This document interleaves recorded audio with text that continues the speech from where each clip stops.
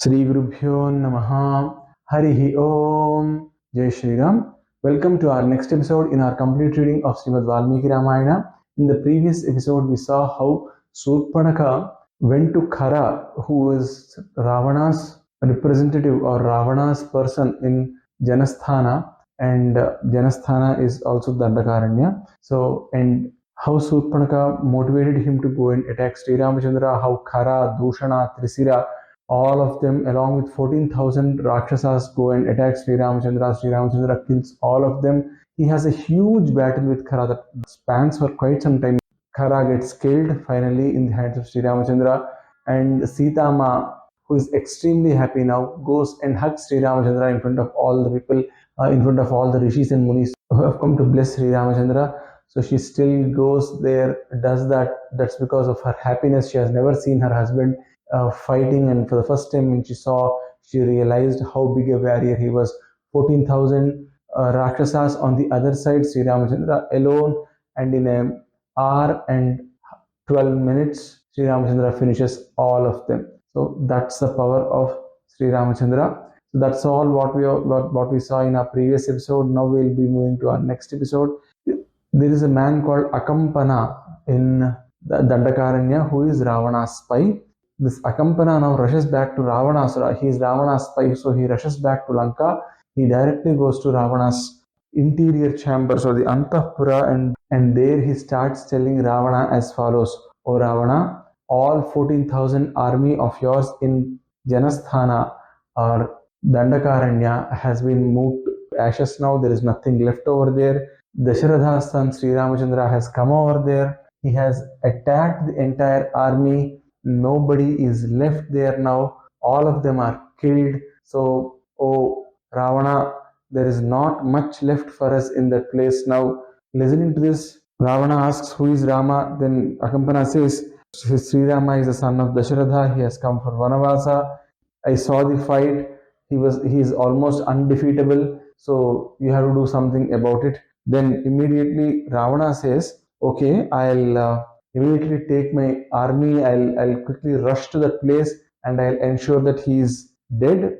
To which Akampana replies, no, you can't do that. Sri Rama, if he is angry, he can even control the rivers.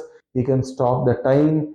He can attack anyone. And one person, if he has gone and faced 14,000 people and killed all of them, you should understand what sort of power he yields. Hence, O Rakshasa Raja, O Ravanasura, think and act in this place. You have got to think a lot and act particularly here, because the enemy is not a normal person. And then he goes on to give a suggestion. He says, O Ravana, Sri Ramachandra's wife Sita, she is very, very good looking. So if you can get her, if you can kidnap her and get her to Lanka, Sri Rama would automatically be demoralized. Removing Sita from there and getting her here would be delivering a bodily blow to him. He would never recuperate from that, and in one shot we would have achieved everything that we need.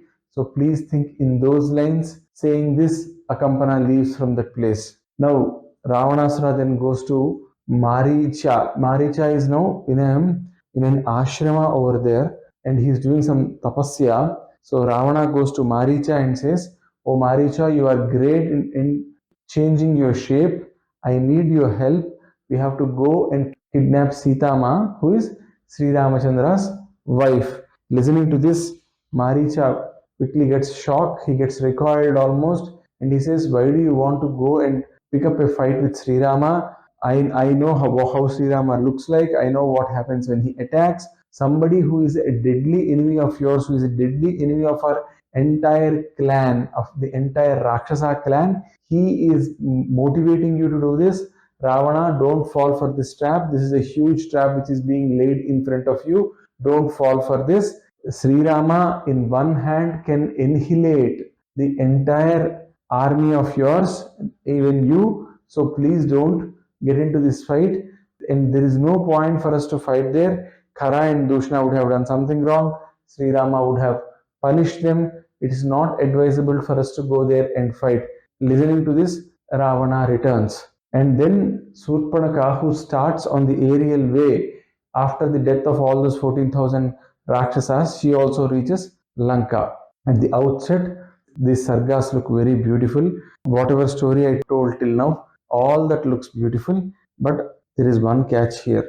If Surpanakha has traveled over air, then Surpanakha should have reached first, because it is very clearly mentioned that Akampana traveled via land from Janasthana to Sri Lanka. So, this is the big question here. What has happened here? How did Akampana reach first, and how a small spy like Akampana had the interior access to the Antahpura of Ravanasura? And one more thing here, till now, whatever Ramayana we have seen, whatever the style of Valmiki that we have seen, we always see that before Valmiki Maharshi introduces any person in Ramayana, there is a detailed description of that person that is given to us. We saw that with Bharadvaja, we saw that with Guha, we saw that with Sutikshna, we saw that with Agastya, we saw that with Charavanga Mahamani. Almost wherever Sri Ramachandra goes, the description of that place is given first to us. That is missing from these sargas. Okay, one more thing is, how did Akampana know that Sri Ramachandra can control rivers? Did he see Sri Ramachandra doing it? How does he know that Sri Ramachandra is the greatest archer of the world at that particular point of time? Because Akampana, being a spy, he would not have seen all these things, and Sri Ramachandra never controlled any rivers. We saw how he took Guha's help to cross Gangama, how he and Lakshmana crossed Yamuna river. So we are seeing those things happen. Hence, all this doesn't fit in together. That Akampana traveled first, he informed Ravanasura, Ravana took his own stance. All these things, they are very, very rosy and cozy to listen, but they don't fit in the scheme of things of Srimad Ramayana. And more importantly, this is not in the style of Valmiki Maharshi's writing also. One more doubt that we should be getting here is, how did Akampana have access to Antahpura? He would not have had access. No, he's a normal Rakshasa. She should have waited for the appointment, gone to the Sabha and told. So that is also not mentioned here. Hence, many elders like Mahamahopadhyaya Pulala Sri Ramachandra Garu, a great man who did entire Ramayana with Balanandini Vyakhya, and many others, they very clearly raise the doubts, and they also clearly take the side that this entire story of Akampana looks very fictitious, and they almost decide that it's fictitious. And one more thing that really adds weight to that argument is, in Prachya Patha, there we don't see these sargas altogether. Hence, we can safely conclude that this Akampana story is not very much a part of Valmiki Ramayana. Now, I have told that Surpanaka also has reached Lanka, right? So, now what is Surpanaka going to do? Surpanaka has reached Lanka.